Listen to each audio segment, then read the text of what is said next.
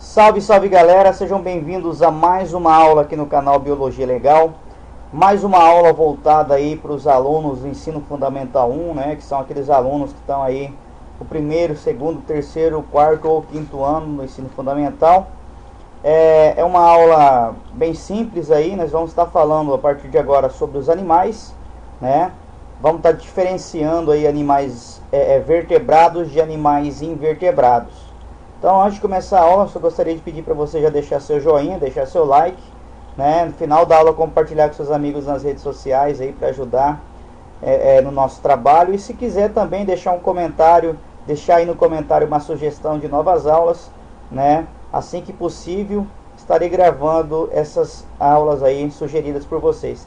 Então vamos lá, vamos falar sobre os animais. Então os animais, né, são seres vivos aí, né? Por que são seres vivos?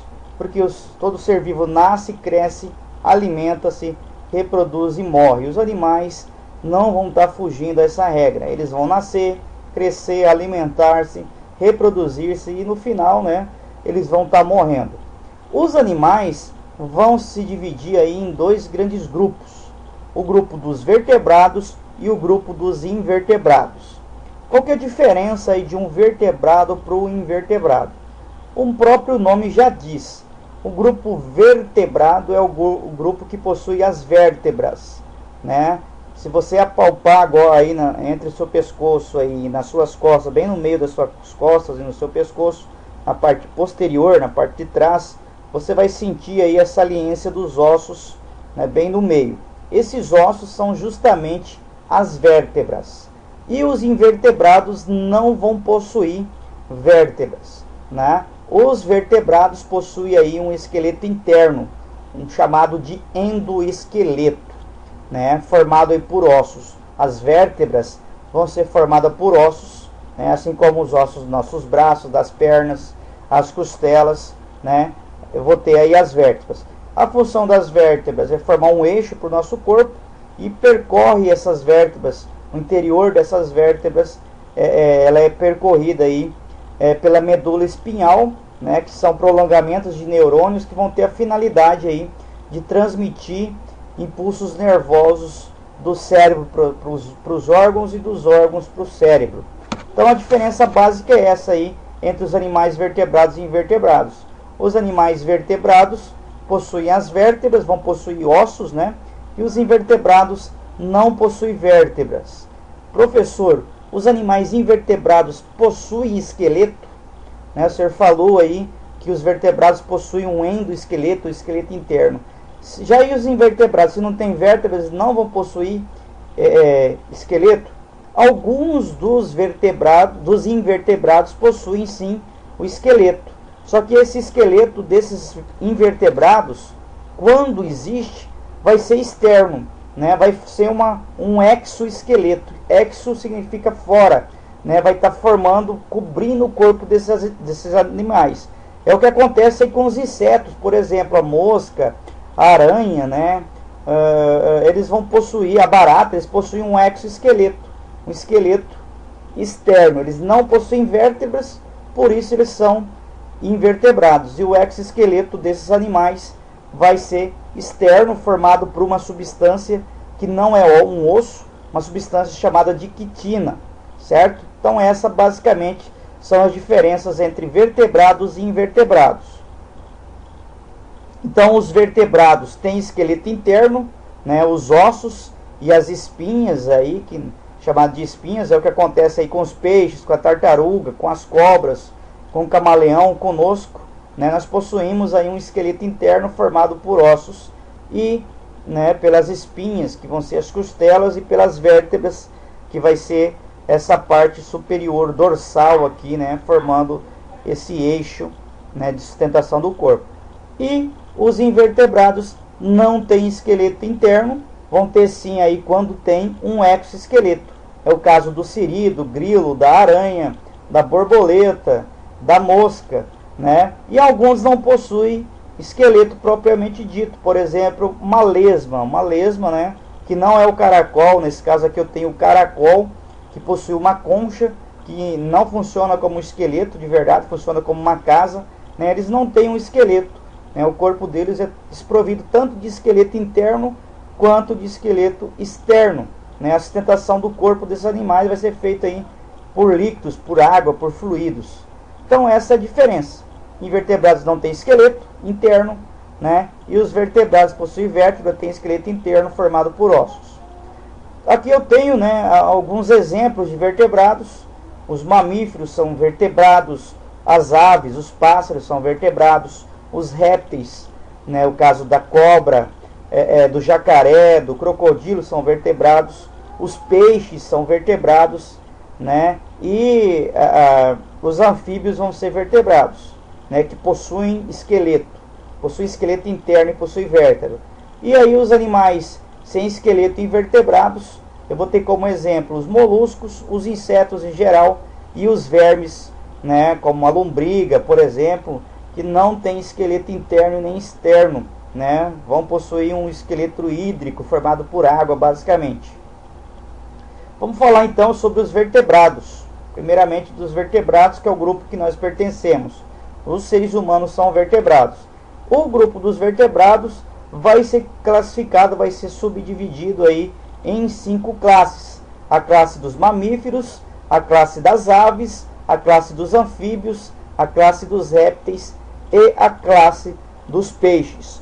Nós estamos enquadrados dentro da classe dos mamíferos porque nós possuímos glândulas mamárias, né? Tanto o homem quanto a mulher possui glândulas mamárias e é essa característica que vem dar nome à nossa classe.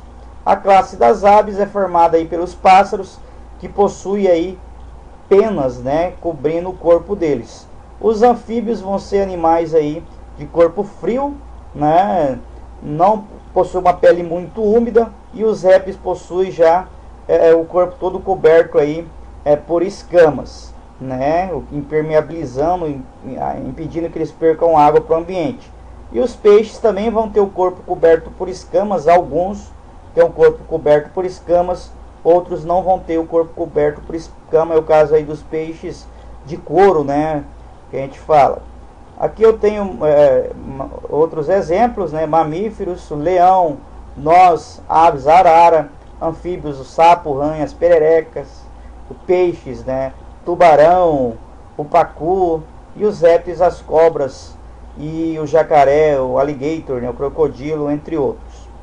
Vamos falar um pouquinho sobre os mamíferos, né? Os mamíferos vão ter um corpo aí todo coberto por pelos, né? Eles têm a ventilação por pulmões, ou seja, os mamíferos respiram, fazem as trocas gasosas com os pulmões, com órgãos especiais chamados pulmões. Esses animais, esses mamíferos, vão nascer aí do ventre materno, né? Vão ser gerados dentro do ventre e depois vão nascer. E eles vão se alimentar de leite, né, materno na primeira fase da vida. Logo que eles nascem, o principal alimento deles vai ser o leite materno. E depois, com o passar do tempo, eles vão mudar a sua dieta aí, ou para ser herbívoro, carnívoro, insetívoro, né, ou onívoro, como nós, por exemplo. Então, na primeira fase, na fase juvenil, de criança, de bebê, eles vão se alimentar aí de leite, né?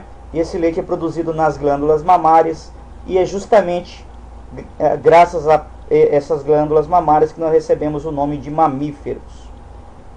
Aqui alguns exemplos de mamíferos, né? O lobo, o gato, o coelho, os golfinhos, as baleias, cetáceos, né? São mamíferos. O cavalo, os cães, a cabra, a ovelha e os seres humanos são exemplos aí de mamíferos. Vamos falar um pouco das aves. As principais características das aves, aí, dos pássaros em geral, é que eles têm o corpo coberto por penas, vão possuir asas. Algumas aves não têm asas desenvolvidas, né, não vão conseguir voar. A boca deles, as mandíbulas, vão ser transformadas em bico, né, também vão respirar por pulmões. E tem uma diferença das aves para os mamíferos, é que eles não nascem aí do ventre, eles são gerados dentro dos ovos que são colocados pelas fêmeas, tá? Então essas são as principais características aí das aves. Eu vou ter vários grupos de aves. Aqui eu tenho alguns exemplos: patos, a galinha, o galizé, o fazão, o avestruz, as araras, o gavião, a pomba, né? Todos são exemplos aí de aves. O peru, né? O galizé são exemplos de aves aí, todas que possuem penas, né? A ema, que o avestruz no caso possui uma asa não desenvolvida, não vai voar, né? Porque essas asas não são bem desenvolvidas, então são aves aí terrestres. Vamos falar um pouquinho agora dos anfíbios. As principais características dos anfíbios é que eles têm a pele aí úmida e nua, né? Ela não é coberta nem por pelo, nem por carapaça, nem por escamas, e ela é bem úmida, então eles dependem muito da água, de viver em local úmido e sombreado, senão eles acabam morrendo. Também tem respiração pulmonar, só que os pulmões dos anfíbios não é bem desenvolvido, né? Então eles não conseguem respirar totalmente através deles, e vão suprir essa falta, essa deficiência aí, pela respiração feita através da pele, respiração chamada de respiração cutânea. O termo cutis significa pele, né? Então os pulmões têm respiração pulmonar, né, feita através dos pulmões, respiração cutânea, respiração feita através da pele. Os anfíbios também nascem de ovos, só que esses ovos vão ser colocados geralmente dentro da água. Inclusive a fecundação desses ovos é feita dentro da água. Fecundação no caso é externa. A fêmea põe os ovos, né, dentro da água, numa espuma. O macho vem e lança sobre esses óvulos o espermatozoide, que vai fazer a fecundação externa, fora do corpo dos anfíbios. Aqui alguns exemplos de anfíbios: sapos, rãs, pererecas, as salamandras, né? São exemplos aí, a Cecília, são exemplos aí de anfíbios.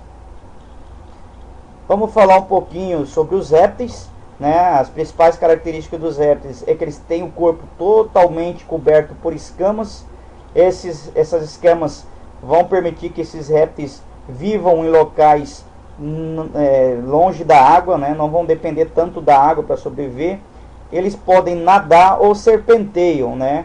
Por exemplo, a cobra ela não anda, ela serpenteia. O jacaré anda e nada, né? Esses anfíbios, esses répteis vão ter respiração já somente através dos pulmões, não tem respiração cutânea, né? Porque eles possuem as escamas que impossibilitam isso, né? Então a ventilação deles é totalmente pulmonar, respiração totalmente pulmonar. Eles vão nascer aí de ovos, né? E alguns répteis, como as cobras, aí não tem patas, né? Alguns deles não têm patas, como as cobras e as serpentes. E alguns vão possuir patas, como por exemplo os lagartos, as lagartixas, o jacaré e os crocodilos aí, né? São répteis que possuem patas. Aqui eu tenho alguns exemplos, né? O jacaré, a cobra, uma tartaruga, um camaleão e os lagartos, né? São exemplos de répteis. Vamos falar um pouquinho sobre os peixes agora. Os peixes também vão ter o corpo coberto por escamas, porém eles vão viver dentro da água. Eles têm barbatanas que servem para nadar. Eles fazem a respiração através de guelras, né, que ficam alojadas aqui no pé, abertura próximo na cabeça desses peixes. A água então entra pela boca e passa por essas guelras, né, e vai ser filtrado ali o oxigênio que está na água, tá? Então esses órgãos são especiais aí para fazer respiração dentro da água. E esses peixes também vão nascer aí de ovos. Eu vou ter peixes ósseos e peixes cartilaginosos. Peixes ósseos são os peixes que possuem osso formando esqueleto, e os cartilaginosos possuem cartilagem formando esqueleto. É o que acontece com os tubarões e as arraias, né? Aqui eu tenho o tubarão, que é um peixe cartilaginoso, e aqui os peixes, todos esses outros demais peixes, são peixes ósseos que possuem um esqueleto formado por cartilagem. Vamos falar um pouquinho dos vermes. Os vermes, a sua maioria, tem o corpo alongado, né? Não possuem patas, vão deslocar-se aí, se arrastando, né? Arrastando o corpo, e vão se reproduzir também por ovos. Aqui eu tenho o desenho aí das lombrigas, né? Que são vermes. Eu vou ter vermes de corpo achatado e vermes cilíndricos. Os vermes de corpo achatado são chamados de plateumintos. É o que acontece, por exemplo, com a solitária. É um verme que não é redondo, é um verme achatado, né? Daí o termo plateumintos, plateu, plano, euminto. O termo euminto ou eumintes significa verme, vermes de corpo achatado. É o caso da planária e da solitária, né? E os nemateumintos são os vermes de corpo cilíndrico. Nemateu significa cilíndrico, né? Nemates, corpo cilíndrico. E euminto, vermes, são vermes de corpo cilíndrico. É o que acontece, por exemplo, aí com a famosa lombriga, né? Que vai ter o corpo cilíndrico, arredondado, como se fosse um caninho. Vamos falar um pouco dos moluscos. Os moluscos recebem esse nome justamente pela característica de terem o corpo mole. Alguns possuem uma concha, tá? Essa concha pode ser externa, como acontece com o caracol, ou a concha interna, como acontece com as lulas, por exemplo, que tem uma concha interna. Eles se reproduzem também por ovos. Aqui eu tenho alguns exemplos de moluscos, os mexilhões, o caracol, a lesma, né? Qual que é a diferença de um caracol para uma lesma? O caracol possui essa concha externa, a lesma é desprovida de concha. Qual que é a diferença de um polvo para uma lula? O polvo não tem nenhuma carapaça, não tem concha, não tem carapaça. Já a lula possui uma carapaça interna aqui, né? O que vai aí dificultar aí, por exemplo, ele atravessar buracos pequenos aí. O que já não acontece com o polvo. O polvo tem uma grande mobilidade, né? Porque o corpo dele é muito flexível, se adapta a qualquer abertura, e diferentemente aí da lula, né? Que não possui tem o corpo mole, porém tem uma carapaça interna aqui nessa parte onde está alojado aqui o cérebro dele, né? O que possibilita que ele passe por buracos menores do que essa carapaça. E os mexilhões em geral, né, como a ostra, né, são exemplos de moluscos. Os insetos, vamos falar um pouco dos insetos, né? Todo mundo é bem familiarizado com os insetos. As principais características dos insetos é que eles têm 6 patas e 2 pernas, 2 antenas, aliás, 6 patas, 3 de cada lado, e 2 anteninhas quando possui. Alguns deles têm asas para voar, é o caso da borboleta, das moscas, da barata, né? Possuem aí asas para voar. Eles vão ter o corpo coberto por quitina. Essa quitina vai formar esse exoesqueleto que protege o corpo desses animais. Só que uma coisa interessante sobre os insetos, que de vez em quando eles têm que fazer a troca desse exoesqueleto.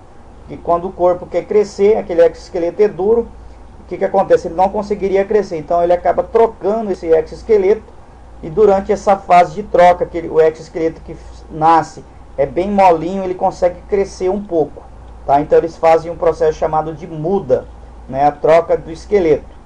E o esqueleto deles é formado por quitina, é um exoesqueleto. E esses insetos também vão se reproduzir aí por ovos. Aqui eu tenho alguns exemplos de inseto: a joaninha, o pernilongo, a formiga, a barata, o grilo, a abelha, né? A mosca varejeira, né? São exemplos aí de insetos. Os animais também podem ser agrupados, né, de acordo com outras características, como por exemplo o tipo de alimentação, a forma que eles se reproduzem, o meio em que eles se deslocam, se movem, o local onde eles vivem, né, o habitat. Então, de acordo com a alimentação, com o tipo de alimentação, os animais vão ser classificados em herbívoros, que são aqueles animais que se alimentam de vegetais, de plantas, né, como a vaca, por exemplo, é um herbívoro, a taturana é um herbívoro, né, se alimentam aí de plantas. Os animais carnívoros, granívoros, né, no caso aqui, granívoros vão se alimentar de grãos ou sementes. É o que acontece, por exemplo, com o canarinho, né, que se alimenta basicamente do alpiste, da semente do alpiste. Os animais carnívoros vão se alimentar de carne de outros animais, né, estritamente de carne. É o que acontece com o leopardo, o guepardo, a onça pintada, a onça parda, os tigres, né, os leões, todos vão ser carnívoros. Os lobos também, os cães selvagens, os cães, né, vão ser carnívoros. E os onívoros, o termo onis significa tudo e voros comer, são os animais que se alimentam tanto faz de plantas quanto de animais, né? É o nosso caso, por exemplo, nós somos onívoros. Por natureza, nós necessitamos se alimentar tanto de plantas quanto de animais. Aqui eu tenho exemplos de herbívoros, né? a vaca, o coelho, os insetos como o gafanhoto, o urso panda, que se alimenta basicamente de brotos de bambu, esse caracol aqui que vai se alimentar de folhas. Esses animais são exemplos de herbívoros. Os granívoros se alimentam de grãos, são os pássaros em geral, como a galinha, os roedores, né, vão se alimentar de grama, de grãos, daí o termo granívoros. Os carnívoros, né, a raposa, o cão, o tubarão, os gatos, a piranha, né, o lobo são aí exemplos de animais carnívoros. E os onívoros, que se alimentam de qualquer tipo de comida, seja vegetal ou animal, né, o exemplo nós, o homem, o porco, né, em geral aí vão ser onívoros. A reprodução, né, de acordo com o tipo de reprodução, eles vão ser classificados também. Os animais que se reproduzem por ovos, né, que nascem de ovos, são chamados de ovíparos, tá? É o caso das aves aí, né, da galinha que bota ovo e desse ovo nasce o pintinho, então eles são ovíparos. E os vivíparos são os animais que nascem do ventre materno, no caso os cães, os gatos, né, nós, o macaco, todos são vivíparos, né, já nascem aí de dentro da barriga da mãe. Já de acordo com o local onde eles vivem, os animais são classificados em domésticos ou animais selvagens. Os animais domésticos são animais, né, que foram domesticados e são criados junto com as pessoas aí para fazer companhia ou para servir de comida, né? O exemplo aí são animais dóceis como os cães e os gatos, vacas, ovelhas, né? São animais domesticados, né? Daí o termo animais domésticos.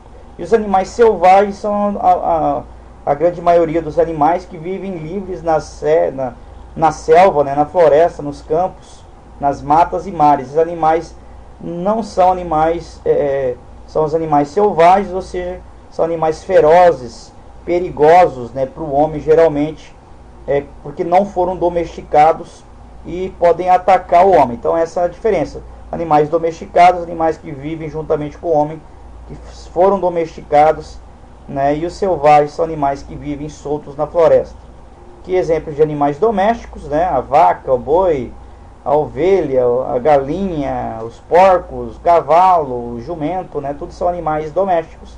E animais selvagens, né, todos esses animais aqui, como o leão, a zebra, né, todos esses animais aqui são animais selvagens que não foram domesticados e que não são domesticados pelo homem. Esses animais vão estar aí, um servindo de alimento para o outro, né, dentro do ambiente, no ecossistema, formando o que nós chamamos de cadeia alimentar. Aqui tem uma cadeia alimentar, né, formada por uma planta, que é chamada de produtor. A lagarta se alimenta dessa planta, ela está funcionando nesse caso como consumidor primário. Vem o sapo, se alimenta dessa lagarta, consumidor secundário. Vem a cobra, se alimenta do sapo, consumidor terciário. O gavião se alimenta da cobra, consumidor quaternário, e assim por diante. Quando eles morrem, eles vão ser decompostos pelos decompositores, que seriam as bactérias e os fungos. Aqui eu tenho um exemplo de cadeia alimentar aquática, né, formada por uma alga ou uma planta aquática, um caracol que se alimenta dessa alga, o peixe que se alimenta do caracol e a garça que se alimenta do peixe. E essas duas outras cadeias alimentares são cadeias alimentares terrestres, né? Tem uma planta que é produtor, né, produz os nutrientes através da fotossíntese. Vem um inseto que se alimenta dessas folhas, vem o sapo que se alimenta do inseto, vem aí o gavião que se alimenta do sapo, né? Então aqui produtor, consumidor primário, consumidor secundário e consumidor terciário. Aqui eu tenho o trigo que serve de comida para o rato e o rato serve de comida para a serpente. Aqui é produtor, o trigo é produtor, o rato consumidor primário e a serpente consumidor terciário. Quando todos morrem, eles vão ser decompostos pelos decompositores, que são aí, né, as bactérias e os fungos, que vão fazer a decomposição, né, que vão ser os micro-organismos que vão reutilizar, né, pegar essa matéria orgânica e transformá-la novamente em matéria orgânica, inorgânica, né, que seria água, sais minerais e gases, permitindo assim a reentrada dessas moléculas, desses átomos na fotossíntese para novamente fazer parte de uma nova cadeia alimentar. Então esses são aí as cadeias, exemplos de cadeia alimentar. Aqui uma cadeia alimentar do mar, né? Essa foi a nossa aula aí, espero que vocês tenham gostado, né? Deixa seu like, seu comentário, compartilha com seus amigos. Um forte abraço e até a nossa próxima aula.